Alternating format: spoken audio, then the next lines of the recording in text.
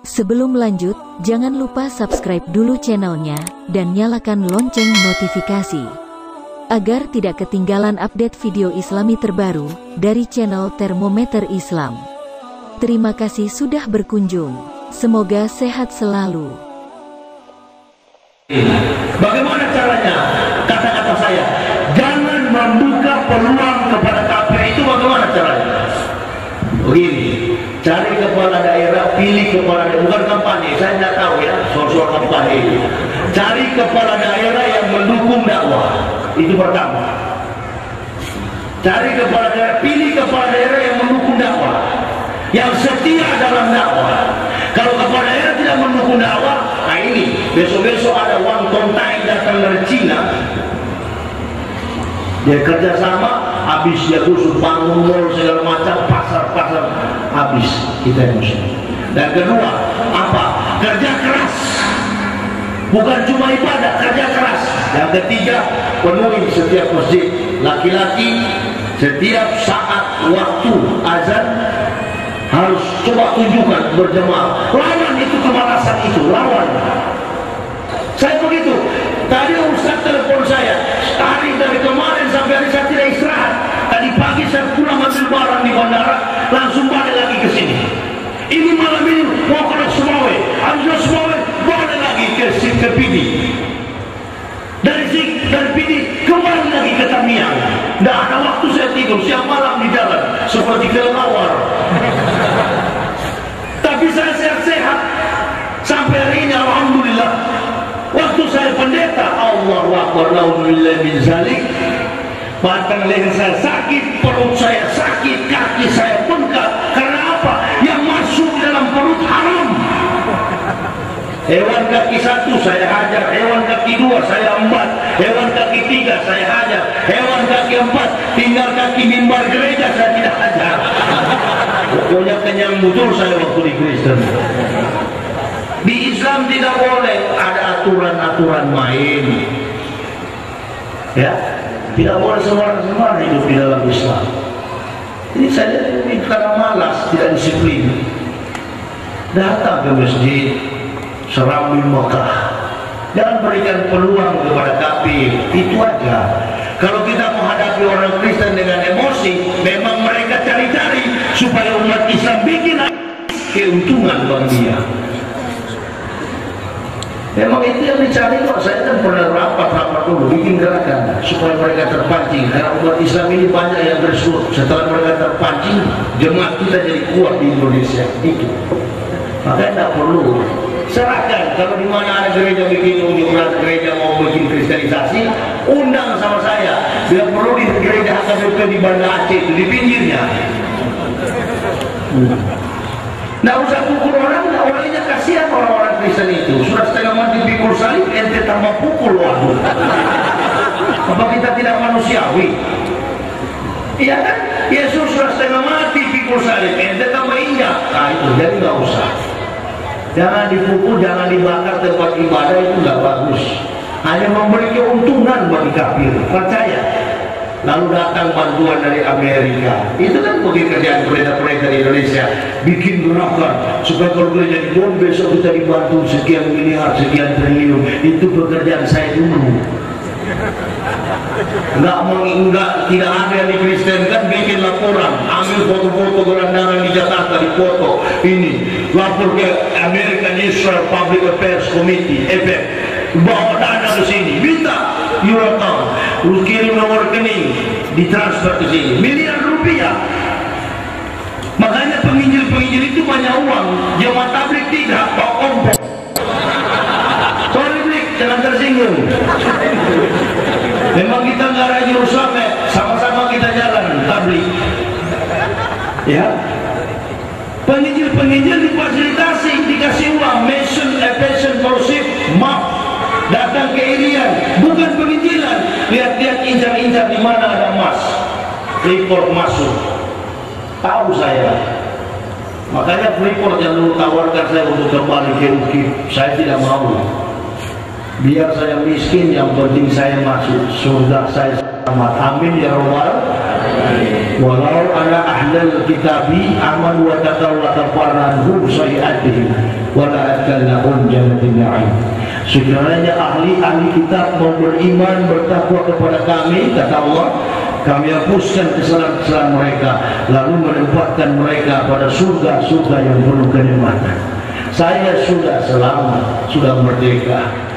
Biar pendeta-pendeta fitnah, Yahya punya kerjaan, luntang-lantung sana sini, minta-minta uang di masjid. Saya tidak pernah meminta kepada makhluk. Saya bekerja, berusaha. Ada kemampuan intelektual sedikit, saya menulis buku. Dan dari buku inilah saya pakai untuk berdakwah keliling Indonesia. Ada kelebihan sedikit, saya biayai pendidikan anak-anak saya. Saya kasih makan anak istri saya. Wajib, itulah jihad. Ya, kalau kita bicara hanya ibadah lalu tidak kerja, itu sombong. Lalu kalau kita hanya kerja tidak ibadah, itu takabur. Itu nanti kalau sakit sampai di Singapura habis uang nggak sembuh-sembuh. Saya sudah rasakan hidup dalam Islam ini penuh ketenangan. Ya, bahkan saya nggak tahu kenapa kalau satu hari nggak tenang, oh berarti ada yang saya tinggalkan sholat. Setelah saya jalankan, alhamdulillah, baru saya tenang lagi. Nah sekarang saya mau tanya, bagaimana dengan umat Islam yang nggak sholat-sholat? Apa masih ada perasaan malu begitu? Rasa-rasa saja, kalau tidak ada perasaan rasa tertimbul, rasa berhutang, berarti sudah kafir ente. Iya. Saya sendiri begitu, baru 4 tahun lebih saya berumah Islam. Saya bilang sama istri saya, Mak, saya kok kayak panas ini, tidak tenang perasaan saya. Ada apa ini? Kamu tadi kan tidak sholat. Oh iya ya, mampir dulu. Masjid ini kan gampang. Sembarang masjid kita boleh sholat. Masjid tidak seperti gereja dikunci-kunci karena ada orden. Masjid ente mau nyuri apa ente? Tidak ada di masjid mau dicuri. Kotak amal itu betul-betul setan itu. Di masjid nggak ada yang bisa dicuri. Makanya masjid terbuka. Masjid itu kan seperti gereja. Saudara mau tahu, ada 20 gereja berturut-turut berbaris-baris. Tidak seperti 20 masjid yang berbaris-baris. Tidak. Semua gereja 20 itu punya kepentingan dan tidak saling menyayangi mereka. Mereka bermusuhan. Kenapa? Karena setiap pendeta hidup dari jemaatnya. Itu. Dan setiap gereja beda dengan Islam. Orang Islam satu pemahaman Al-Quran, gereja beda, lagunya beda, liturgi, tata cara ibadahnya beda. Kalau umat Islam tidak, ini Muhammadiyah, ini NU, di sana Persis. Apalagi ada berapa 72. Ada yang sholat yang lurus begini, kan? Atayat akhir. Ada juga yang goyang-goyang begini. Ada yang putar begini. Ada yang cungkil begini. Tidak jadi masalah. Tidak jadi masalah bagi saya. Malah bagus, ada variasinya. Supaya yang di sebelah lihat tidak ngantuk.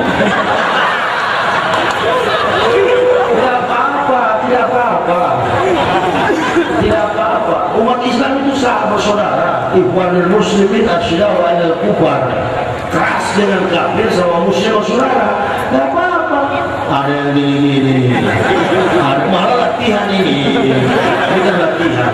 Cumpil-cumpil begini juga. Atiu, terserah. Tidak apa-apa. Tidak usah terlalu tegang-tegang. Biasa-biasa.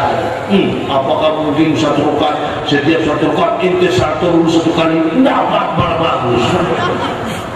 Islam itu saja. Yang paling penting adalah asyhadu an la ilaha illallah wa asyhadu anna Muhammadar Rasulullah.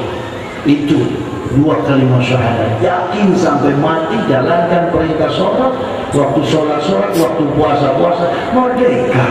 Jadi untuk mengukur apakah Allah ridho kepada kita dari kedamaian ketenangan hati. Hati tidak bisa dibohongi. Lapar perlu nasi, haus perlu air. Tapi jiwa kita lapar dan haus akan terjawab dengan sendirinya. Jadi yourself realization, your God realization. Kesadaran pribadimu tidak usah dengan orang lain. Ya.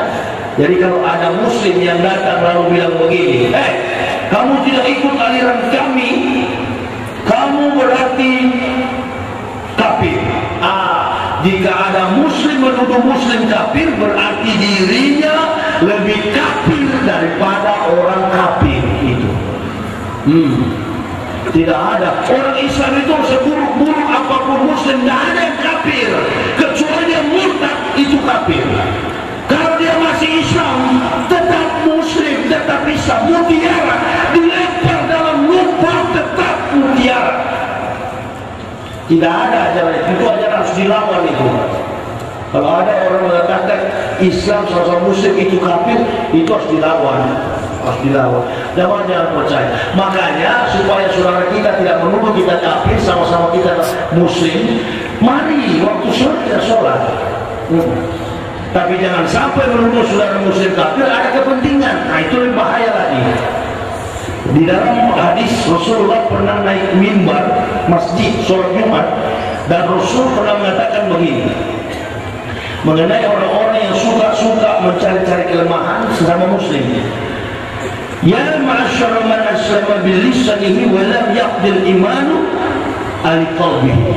Hai orang-orang yang berkata mengaku Islam dengan lisannya saja tapi dalam hatinya tidak. Apa?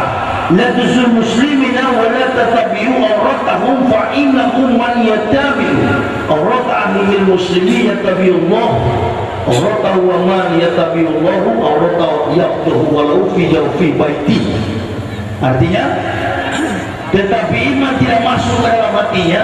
Jangan kalian menyakiti saudaramu sama muslim, maka Allah akan mencari-cari kekurangan dirinya, menyebarkan keburukannya walaupun ia bersembunyi di lorong rumahnya yang paling dalam. Jadi kalau Densus menemukan apa yang disebut-sebut itu, rakitan-rakitan bom dan sebagainya, itu bukan kehebatan polisi, bukan, Allah yang menunjukkan. Jadi itu akibatnya semua.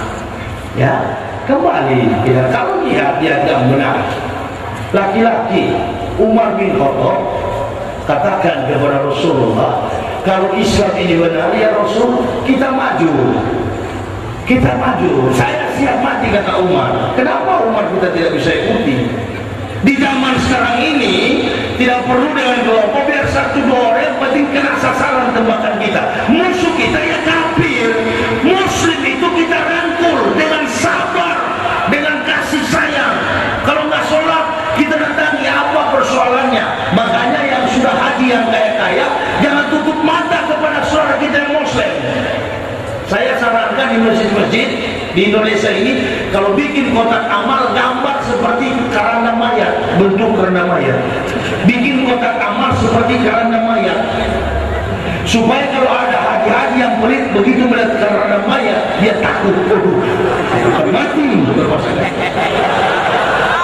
Terpaksa dia kasih. Di Bandung saya bertetangga dengan Pak Haji. Setiap sholat Jumat dia sembunyi begini uangnya. Saya pikir 1 juta. Dia sembunyi, saya pikir berarti banyak ini. 4 kali sholat Jumat, begitu saya pergok, saya lihat, Allahu Akbar, uang 1.000 rupiah. Lalu saya tolak, Pak Haji, sudah 4 kali Jumat, 1.000 terus saya taruh dalam kotak amal. Yang penting ikhlas. Kalau ikhlas jangan begitu dong. Pak Haji punya bengkel, punya rumah makan, punya percetakan buku. Kalau ikhlas seharusnya 1 juta. Islam bukan seperti kamu dulu Kristen. Dia buat serang sama saya. Inilah. Harusnya kan 1 juta. Punya bengkel, punya percetakan buku. Berapa kali sudah pergi pulang haji, tapi itu kotak amal 1.000. Datang orang miskin lah terus, Pak Haji minta sumbangan lah, tidak ada. Salah. Jangan tumbuk-tumbuk itu. Ada bagian saudara-saudara kita yang miskin. Tadi kan baru tadi siang itu ada fatwa MUI, haram katanya orang kaya beli premium. Allahu Akbar. Apa hubungannya premium itu? Ini manusia-manusia ini kenapa terlalu takut dengan harga? Saya ini pernah kafir pelihara. mudah. Kalau bilang fasilitas, saya sudah kenyang dengan fasilitas. Tapi di Islam ini kenapa saya begitu tenang dan harta itu datang dengan secara tiba-tiba? Yakin saya dengan Islam ini tidak pernah saya susah. Yang penting